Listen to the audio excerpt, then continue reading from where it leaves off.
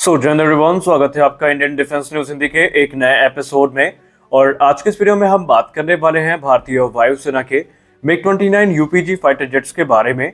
कुछ नई अपडेट्स निकल के आई हैं ऐसी, जो कि इस तरफ इशारा कर रही हैं कि अब MiG-29 यूपीजी का रिटायरमेंट जो कि हम लोग 2030 तक एक्सपेक्ट कर रहे थे, ये शायद हमें 2040 तक भी देखने को ना मिले, क्योंकि भारतीय वायुसेना ने अब इन एयरक्राफ्ट के लिए कुछ ऐसा कदम उठाया है जो कि काफी चौंकाने वाला है।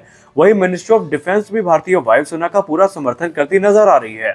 लेकिन ये MiG-29 यूपीजी इस समय एक बहुत बड़ी समस्या से जूझ रहे हैं, जिसके बारे में भारतीय वायुसेना को जल्द से जल्द कुछ करना पड़ेगा, वरना वो अपग्रेड जो इनकी कैपेबिलिटी को एनहांस करने के लिए किया गया था, कहीं इनके लिए बहुत घातक ना साबित हो जाए। तो आज के इस वीडियो में हम जानेंगे कि पूरा मामला क्या है, वो कौन सी नई चीजें हैं जो MiG-29 यूपीजी में ऐड की जाएंगी, और वो कौन सी नई ऐड की चीजें हैं जिन्हें भारतीय वायुसेना को शीघ्र अतिशीघ्र या तो निकालना पड़ेगा या फिर उन्हें बदलना पड़ेगा। तो इन सारे विषयों को डिस्कस करेंगे आज के अपने इस वीडियो में। तो चलिए शुरू करते हैं आज का अपना ये वीडियो, जहां पर हम बात करने वाले हैं MiG-29 यूपीजी के बारे में। MiG-29 भारतीय वायुसेना को किस हद तक पसंद है, इस बात का अंदाजा आप इसी से लगा सकते हैं कि जब जब भारतीय वायुसेना विषम परिस्थितियों में फंसी, MiG-29 पर सबसे ज्यादा भरोसा किया गया। और हाल ही में जब चीन के साथ हमारे गतिरोध चरम पर थे, तो भारतीय वायुसेना की पहली पसंद MiG-29 यूपीजी ही था, क्योंकि जिस ऊंचाई पर जाकर के ये लड़ने में सक्षम है, उस ऊंचाई पर दूसरे फाइटर एयरक्राफ्ट के लिए मुश्किलें काफी ज्यादा बढ़ जाती है। और आज तक जितने भी विषम परिस्थितियां आई, वहां पर मिराज 2000 और MiG-29 भारतीय वायुसेना के लिए एक रक्षक की भूमिका निभाते नजर आए। अब क्योंकि भारतीय वायुसेना इस समय घटती स्क्वाड्रन की क्षमता से परेशान है और MiG-29 भी काफी ज्यादा पुराने हो रहे हैं, इसके बावजूद भी भारतीय वायुसेना इनको रिटायर करना नहीं चाहती। और ये एयरक्राफ्ट तब तक रिटायर नहीं किए जाएंगे जब तक कि तेजस मार्क 2 प्रोडक्शन में उतर नहीं आता। इनफैक्ट हमें 2035 से 37 तक ये एयरक्राफ्ट भारतीय वायुसेना के सर्विस में दिखाई पड़ेंगे। MiG-29 को 80 के दशक में खरीदा गया था और इसके पहले 2000 के दशक के मध्य में इसको पहले लाइफ एक्सटेंशन प्रोग्राम से गुजारा गया था, जहां पर इसकी कैपेबिलिटीज को एनहांस किया गया था और मॉडर्न वॉरफेयर के हिसाब से उस समय ढाला गया था। लेकिन उसकी सर्विस लाइफ 2025 में खत्म हो रही है और भारतीय वायुसेना अब ये चाहती है कि इन्हें सेकेंड लाइफ एक्सटेंशन प्रोग्राम से गुजारा जाए, ताकि इन्हें तकरीबन 1 दशक तक और ऑपरेट किया जाए। और जब तक तेजस मार्क 2 प्रोडक्शन में नहीं आ जाते, भारतीय वायुसेना इनको रिप्लेस करने के मोड में नहीं दिख रही है। हाल ही में रक्षा मंत्रालय के द्वारा MiG-29 फाइटर्स के लिए जो नए इंजन है, इनकी खरीद के लिए 5300 करोड़ रुपए की जो राशि है, ये आवंटित करी गई है, ताकि जो इस समय सर्विस में MiG-29 यूपीजी फाइटर एयरक्राफ्ट है, इनको एडवांस इंजन से इक्विप किया जा सके।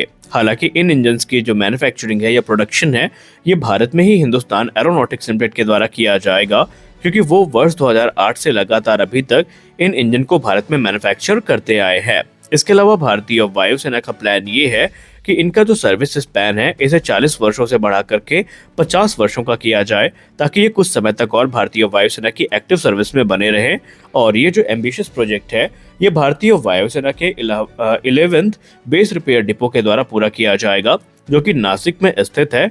और इस प्रकार से MiG-29 यूपीजी हमें 2037 से 40 तक भारतीय वायुसेना की सर्विस में देखने को मिल सकते हैं। इस अपग्रेड प्रोग्राम में एक थोड़ी कंफ्यूजन भी है। ये जो इंजन ऑर्डर किए गए हैं, ऐसा कहा जाता है कि ये 80 से ज्यादा की संख्या में ऑर्डर किए जाएंगे, लेकिन एक चीज जो अभी तक अस्पष्ट है कि ये किस प्रकार के इंजन है। क्या ये RD-33 सीरीज 3 इंजन है जो कि इस समय MiG-29 यूपीजी की फ्लीट में इस्तेमाल किए जा रहे हैं, या फिर ये RD-33M के इंजन है जो कि अपग्रेडेड MiG-29 के फाइटर एयरक्राफ्ट जो कि शिप बॉर्न फाइटर्स हैं, उनमें इस्तेमाल किए जाते हैं। तो अभी ये कंफ्यूजन बनी हुई है। अगर ये RD-33M के हुए तो ये 7% इंक्रीज थ्रस्ट के साथ हमें देखने को मिलेंगे बेस मॉडल की तुलना में। यानी बेस मॉडल से अगर आप इनको कंपेयर करें तो ये 7% तक ज्यादा थ्रस्ट जनरेट करने में सक्षम है, जिसकी वजह से एयरक्राफ्ट की परफॉर्मेंस काफी ज्यादा एनहांस होगी। लेकिन अगर ये पुराने इंजन हुए तो जो माइनर हमें डिफरेंसेस हैं, यही देखने को मिलने वाले हैं। रिपोर्ट्स में ये भी कहा जाता है कि ये जो नए इंजन है, इनमें मॉडर्न मटेरियल्स का इस्तेमाल किया गया है और इनके कूलिंग मैकेनिज्म को और ज्यादा ऑप्टिमाइज किया गया है। वहीं इनके वजन को भी काफी ज्यादा कम किया गया है।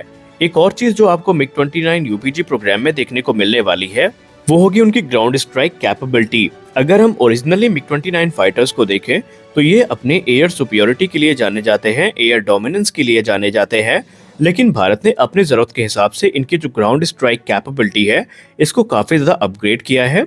और सेकेंड लाइफ एक्सटेंशन प्रोग्राम में हमें मिग 29 यूपीजी की जो air to ground strike capability है ये काफी ज्यादा एनहांस होती नजर आएगी, क्योंकि इसमें कुछ एडवांस वेपन सिस्टम है जिनको जगह दी जाएगी, जिसके बारे में अभी हम थोड़ी देर में बात करने वाले हैं। कुछ रिपोर्ट्स इस तरफ इशारा कर रही हैं कि मिग 29 यूपीजी के लिए जो ब्रह्मोस नेक्स्ट जनरेशन मिसाइल है इसको भी प्रपोज किया गया है, जिसके बाद इसकी air to ground strike capability काफी ज्यादा एनहांस होगी। वहीं कुछ रिपोर्ट्स ये भी कहती हैं कि मिग 29 यूपीजी को ऐसे स्टैंड ऑफ वेपन से इक्विप किया जाएगा जिनकी रेंज 180 किलोमीटर से ज्यादा होगी। और अगर हम हाल ही में आई एक रिपोर्ट की बात करें तो भारतीय नौसेना के मिग 29 के फाइटर्स में इजरायली रैम्पेज मिसाइल का जो इंटीग्रेशन है ये सक्सेसफुली कंप्लीट किया जा चुका है, जिसके बाद उनकी air to ground strike capability काफी ज्यादा बूस्ट हुई है। और अब ये माना जा रहा है कि भारतीय नौसेना के बाद भारतीय वायुसेना भी अपने मिग 29 जो यूपीजी फाइटर्स की फ्लीट है इनको रैम्पेज मिसाइल से इक्विप करेगी, ताकि इसकी जो stand of weapon delivering capacity है ये काफी ज्यादा इंक्रीज हो। रिपोर्ट्स में ये कहा जा रहा है कि भारत के रक्षा मंत्रालय के द्वारा ऑलरेडी जो ये प्रोसेस है इसको ग्रीन लाइट दी जा चुकी है, जहां पर मिग 29 एयरक्राफ्ट जो कि भारतीय वायुसेना के है इसको स्टैंड ऑफ वेपन से इंटीग्रेट किया जाएगा और बाकायदा जो सर्टिफाइड बॉम्ब रैक है इनको इंस्टॉल किया जाएगा अलग अलग हार्ड पॉइंट्स में मिग 29 फाइटर्स के, जहां पर ये स्टैंड ऑफ वेपन को कैरी करने में सक्षम होंगे। और बड़ी बात ये है कि इसके लिए कोई मेजर मॉडिफिकेशंस की जरूरत नहीं पड़ने वाली, बल्कि यहाँ पर जो चीजें उपलब्ध हैं उन्हीं की सहायता से ये जो इंटीग्रेशन प्रोसेस है इसको कंप्लीट किया जा सकेगा। रिपोर्ट्स में कहा जा रहा है कि मिग 29 के जो वेपन स्टेशन 1, 2, 3 और 4 हैं इनको विशेषतः ऐसा मॉडिफाई किया जाएगा कि ये जो स्टैंड ऑफ वेपन्स है इनको कैरी करने में सक्षम हो। और इसमें जो प्रमुख नाम फिलहाल तो सामने आ रहा है वो है इजरायली रैम्पेज मिसाइल का, जो कि air to ground strike missile है। ये एक लॉन्ग रेंज की air to ground seeker less precision strike weapon है, जो कि अगर भारतीय वायुसेना के मिग 29 फाइटर्स में हमें देखने को मिलती है तो उनकी मारक क्षमता काफी ज्यादा एनहांस होगी। वहीं स्वदेशी हथियारों की बात कर ही रहे हैं तो कुछ र्यूमर्स इस तरफ भी इशारा कर रहे हैं कि मिग 29 फाइटर को अस्त्र सीरीज की जो पीवीआर मिसाइल्स हैं इनसे भी इंटीग्रेट किया जाएगा, जिससे कि इसकी air to air attack capability काफी ज्यादा बूस्ट होगी। और इस प्रकार से भारतीय वायुसेना की जरूरतों को पूरा करने में ये सक्षम भी होंगे। और मॉडर्नाइजेशन प्रोग्राम में इनको जो एवियोनिक्स है इनको भी एक बूस्ट मिलेगा। वहीं इसका जो रडार सिस्टम है उसमें भी हमें एक बड़ा बदलाव देखने को मिल सकता है। हालांकि इन सारी अच्छी खबरों के बीच में एक बुरी खबर भी मिग 29 को लेकर के आई थी, जो कि इसके फ्यूल जो टैंक हैं इनको लेकर के थी। अगर हम संक्षिप्त रूप में बात करें तो मिग 29 अपग्रेड की बात अगर आप गौर से देखें तो इनको एक कुछ नए एडिशनल टैंक मिले हैं जो कि कॉकपिट के पीछे आपको देखने को मिलते हैं। और यहाँ पर जो ये डोर्सल टैंक्स हैं इसमें कुछ स्ट्रक्चरल इश्यूज देखने को मिले हैं। वहीं इनका जो फ्यूल फ्लो है उसमें भी कुछ दिक्कतें आई हैं, जिसको इस समय रिजॉल्व करने का प्रयास किया जा रहा है। यहाँ पर भारतीय वायुसेना के अधिकारियों का ये कहना है कि ये एक चैलेंज काफी बड़ा है, क्योंकि यहाँ पर टैंक की जो फिजिकल डिजाइन है उसकी वजह से जो इंटरनल फ्यूल मूवमेंट है उसमें काफी प्रभाव पड़ रहा है। और ये सिचुएशन काफी गंभीर है और उस पर भारतीय वायुसेना की टीम काम कर रही है।